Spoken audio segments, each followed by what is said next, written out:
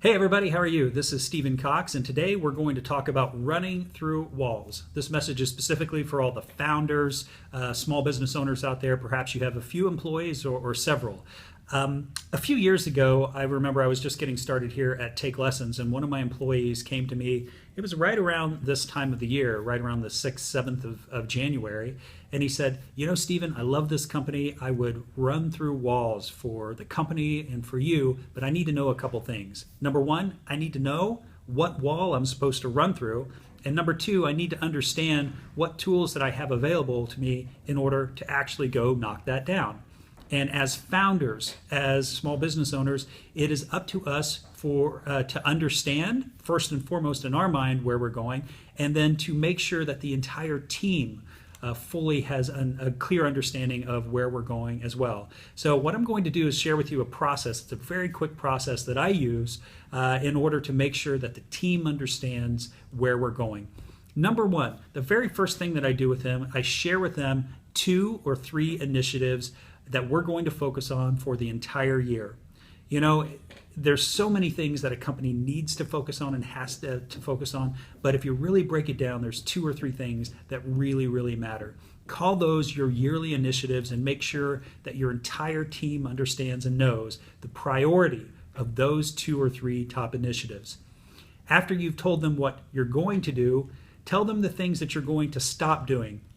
Perhaps you need to divest of businesses. Perhaps you need to get rid of certain customers. Any of those things are completely okay. But understand, first of all, what you're going to start, and then second of all, what you're going to stop, which is just as important.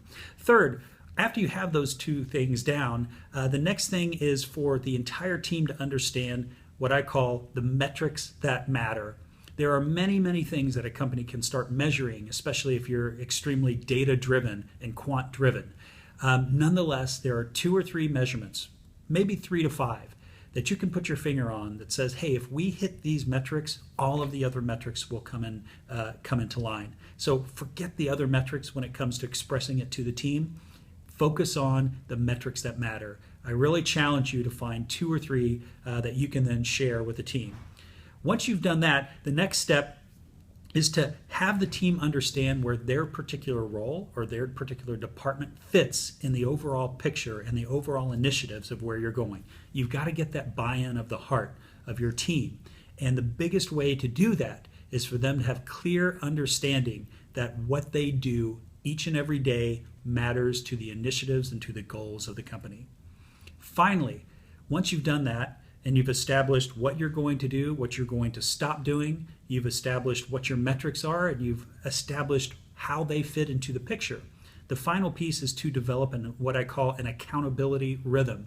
And that is, whether it's weekly, monthly, whatever the case is, get into a rhythm of accountability for the entire team and for the company.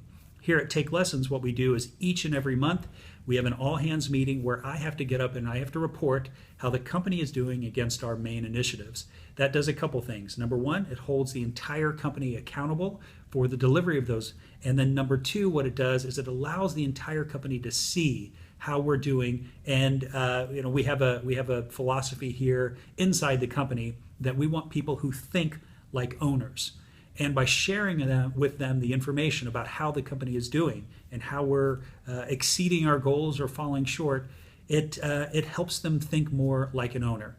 So these are the 5 criteria and the process that I use in order to make sure at the beginning of the year my team has a clear understanding of the walls that we need to knock down. Hope this helps. We'll talk to you again soon.